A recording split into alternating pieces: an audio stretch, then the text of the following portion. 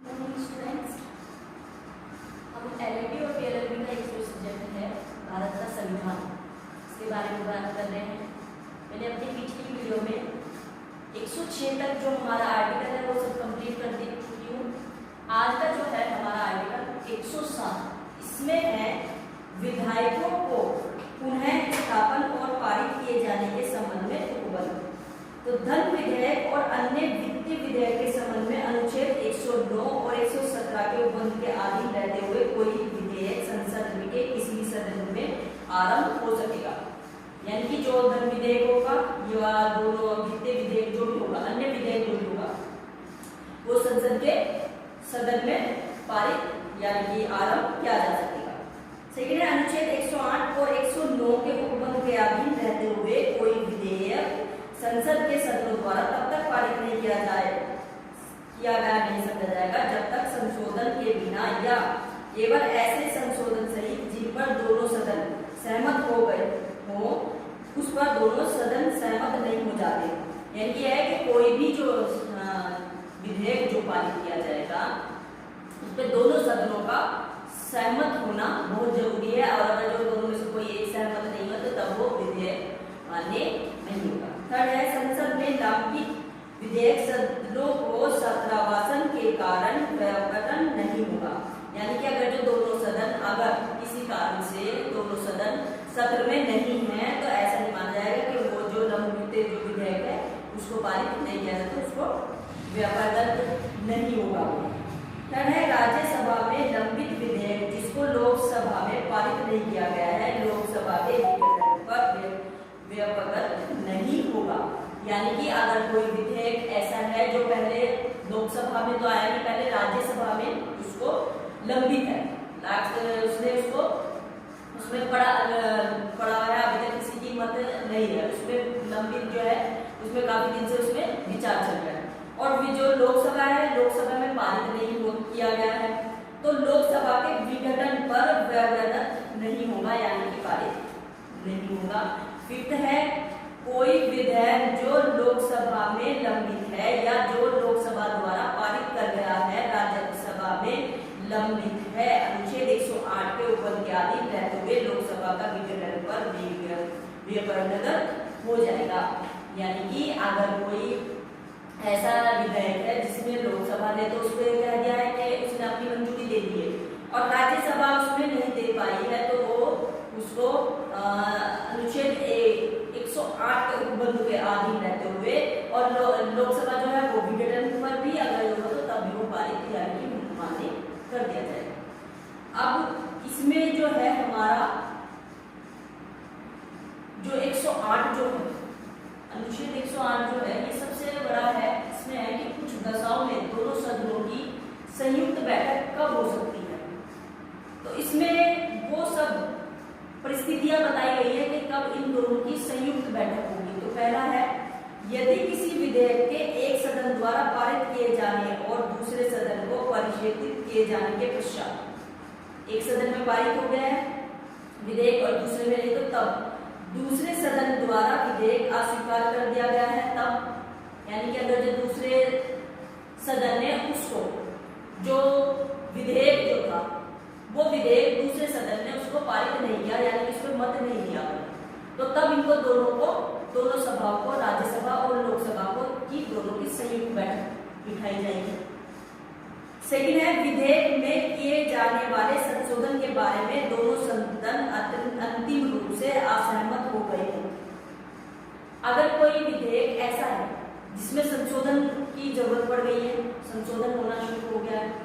और संशोधन के उसमें दोनों में से किसी एक ने भी संशोधन पे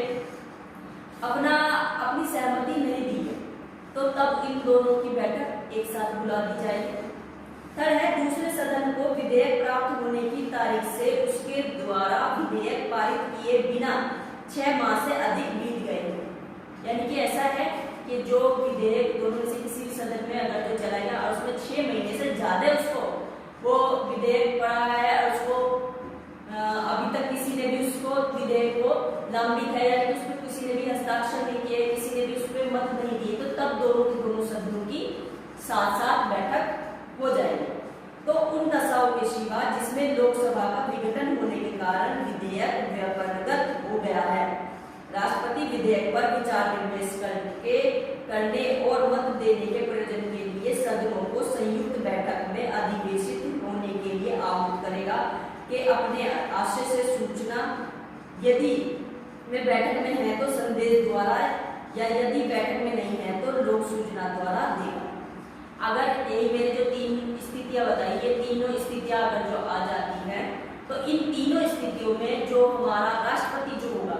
वो दोनों सदनों को बुलाने के लिए सूचना देगा। सूचना किस तरीके से, अगर वो जो दोनों सदन जो भी सदन है अगर वो उस टाइम अपने अधिवेशन में है तो तब तो उसको सूचना दी जाएगी, और अगर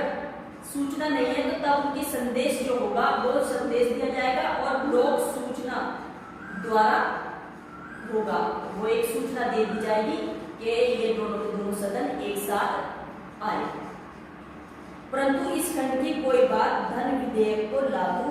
नहीं होगी। अब ये जो हमने पढ़ी थी ये तो कोई भी विधेयक होगा तब होगा, परंतु ये जो बातें हैं ये धन विधेयक पे लागू नहीं होगी। तो वो कौन कौन सी है? सेकंड है 6 मास की ऐसी अवधि की गणना करने में जो खंड फर्स्ट के अनुदिष्ट है किसी ऐसी अवधि को हिसाब में नहीं लिया जाएगा जिसमें उपखंड के खंड का में निर्दिष्ट सदन सातवाहित या निरंतर 4 से अधिक दिनों के लिए स्थगित कर दिया गया है। यानी कि अगर जो कोई धन विधेयक है तो वो 6 महीने की अवधि ऐसी गणना होगी उसकी इस तरीके से कि तो फर्स्ट जो हमने पढ़ा है फर्स्ट का जो है उसमें ऐसी अवधि के हिसाब नहीं लिया जाएगा जब वो खंड गा के निर्दिष्ट सदन के सत्र यानी कि सत्र में नहीं है या निरंतर 4 से अधिक दिनों के लिए स्थगित कर दी गई है तो तब उसको वो नहीं जोड़ा जाएगा। सेकंड है यदि राष्ट्रपति ने खंड फर्स्ट के अधीन सदनों के संयुक्त बैठक में अधिवेशित होने के लिए आहूत करने को अपने आशय की सूचना दे दी तो कोई भी सदन विधेयक पर आगे कार्रवाई नहीं करेगा, किंतु राष्ट्रपति अपनी अधिसूचना की तारीख के पश्चात किसी समय सदनों को अधिसूचना में निर्दिष्ट प्रयोजन के लिए संयुक्त बैठक में अधिवेशित होने के लिए आहूत करेगा, और यदि वह ऐसा करता है तो सदन सदा तद अनुसार अधिवेशित होगा। तो ये जो है थर्ड में हमारा ये बताया गया है कि ये राष्ट्रपति की पावर एक तरीके से इसमें भी बताई गई है। 4 में है यदि सदनों की संयुक्त बैठक में विधेयक और संशोधन सहित यदि कोई हो जिन पर संयुक्त बैठक में सहमति हो जाती है, यानी कि कोई भी अगर विधेयक है उसमें संशोधन के लिए दोनों सदन कोई भी सदन है इनमें संयुक्त बैठक सहमति हो जाती है, दोनों सदनों की उपस्थिति पर मत देने वाले सदस्यों की कुल संख्या में बहुमत द्वारा पारित किया जाएगा। तो दोनों सदन के जो बहुमत जो आएगा उसी आधार पर उसको पारित किया जाएगा। तो इस संविधान के प्रयोजन के लिए वह दोनों सदनों द्वारा पारित किया गया समझा जाएगा। इसमें ये माना जाता है कि अगर कुछ दोनों सदन को सत्र बुलाया गया, दोनों की बैठक कराई गई और दोनों की बैठक में जो बहुमत से जो भी वो होगा बहुमत से पारित होगा तो ये माना जाएगा कि दोनों सदनों की दोनों सदनों की इसमें सहमति है। परंतु संयुक्त बैठक में इसमें प्रोवाइडेड भी है कि परंतु संयुक्त बैठक में क्या है, यदि विधेयक एक सदन में पारित किए जाने पर दूसरे सदन द्वारा संशोधन सहित पारित नहीं किया गया, यानी कि एक सदन ने तो उसको पारित कर दिया, दूसरे सदन ने उसे संशोधन सहित पारित नहीं किया, तो उस सदन को जिसने अब उसका आरंभ हुआ लौटा दिया गया। तो ऐसे संशोधन से भिन्न यदि कोई हो जो विधेयक के पारित होने में देरी के कारण अनावश्यक हो, विधेयक में कोई और संशोधन स्थापित नहीं किया जाएगा। तो इस तरीके से अगर जो एक सदन ने उसको कंप्लीट सदन ने उसको मंजूरी दे दी, दूसरे ने उसके संशोधन को मंजूरी नहीं दी है, तो उसमें किस तरीके से होगा वो हमारा खाका बताता है। सेकंड है यदि विधेयक इस प्रकार पारित किया गया या लौटा दिया गया कि विधेयक में केवल पूर्वांतर संशोधन और ऐसे अन्य संशोधन जो इन विषयों से सुसंगत है जिन पर सदनों की सहमति नहीं हुई है स्थापित किए जाएंगे। अगर ऐसी स्थिति स्थिति आती है तो तब ये किया जाएगा। और पीठासीन व्यक्ति का इस बारे में विनिश्चित अंतिम होगा कि कौन से संशोधन उस खंड में के अधीन रहा है। जो पीठासीन अधिकारी जो होगा, पीठासीन जो भी व्यक्ति होगा वो उसमें बताएगा और उसी के आधार पर फिर बताया जाएगा कि कौन सी इन्होंने ग्रहण किया है संशोधन, कौन से ग्रहण नहीं किया है। फिफ्थ है सदनों की संयुक्त बैठक में अधिवेशित होने के आहुत करने के अपने आशय की राष्ट्रपति की सूचना के पश्चात लोकसभा का विघटन बीच में हो जाने पर भी इस अनुच्छेद के अधीन संयुक्त बैठक हो सकेगी और विधेयक पारित किया जाएगा। सपोज दैट ऐसा हुआ है कि जो हमारा राष्ट्रपति है, राष्ट्रपति ने दोनों को जिनको सूचना दे दी है, सूचना देके ये कहता है कि कोई डेट बता दी कि उस दिन दोनों सदन की साथ साथ बैठक होगी। अब क्या हुआ कि बैठक के जो डेट थी उससे पहले जो हमारी लोकसभा जो है उसका विघटन हो गया। ये हमें सबको मालूम है कि राज्यसभा का कभी विघटन नहीं होता है तो लोकसभा का होता है। उसका लोकसभा का विघटन होगा तो भले चाहे विघटन होगा तो पर वो फिर भी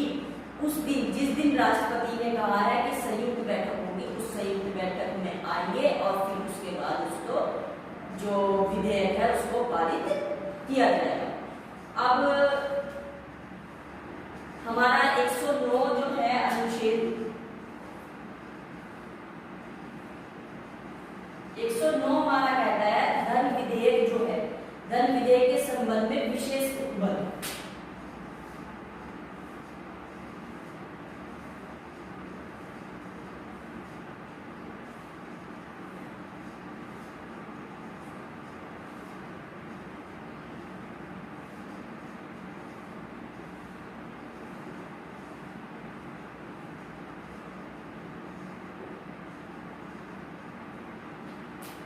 अब हमारा धन विधेयक के बारे में बात चलिए, मनी बिल के बारे में। अब सबसे पहले यानी कि इसका मतलब ये है कि धन विधेयक जो होगा हमारा धन विधेयक राज्यसभा में भेजा गया तो पुनः स्थापित नहीं किया जाएगा, उसको दोबारा नहीं भेजा जाएगा, राज्यसभा को उसी पर ही हस्ताक्षर और अपने मत देने होंगे। सेकेंड है धन विधेयक लोकसभा द्वारा पारित किए जाने के पश्चात राज्यसभा को उसकी सिफारिशों के लिए पारित किया जाएगा और राज्यसभा विधेयक की तारीख की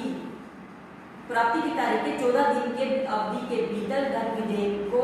अपनी सिफारिशों सहित लोकसभा को लौटा देगा और ऐसा होने पर लोकसभा राज्यसभा की सभी या किन्हीं सिफारिशों को स्वीकार या अस्वीकार कर सकते हैं। जब धन विधेयक जो होगा, जो मनी बिल जो होगा वो सर्वप्रथम लोकसभा में लाया जाएगा। लोकसभा अपना मत देने के बाद राज्यसभा को भेज देगी तो राज्यसभा 14 दिन तक तो उसको रोक सकती है, उससे ज्यादा नहीं रोकेगी और उस पर अपना मत देकर या अगर जो कोई ऐसा कोई सिफारिश है, कोई भी ऐसी बात है उसको कहकर लोकसभा को लौटा देगी। और ये लोकसभा का अपना वो है, अगर वो चाहे लोकसभा उनकी जो सिफारिश है, अगर जो उन्होंने किसी भी तरीके की कोई सिफारिश की है उसको मान भी सकते हैं और अगर जो नहीं चाहती तो वो नहीं भी होगी। तो ये होगा इसकी धन विधेयक की सेकेंड जो विशेषता होगी। थर्ड है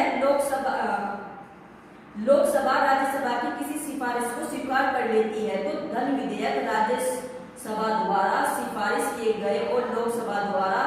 स्वीकार किए गए संशोधन सहित दोनों सदनों द्वारा पारित किया गया समझा जाएगा। लोकसभा ने राज्यसभा को दिया, राज्यसभा ने अपनी कुछ सिफारिशें लगा के लोकसभा को वापस कर दिया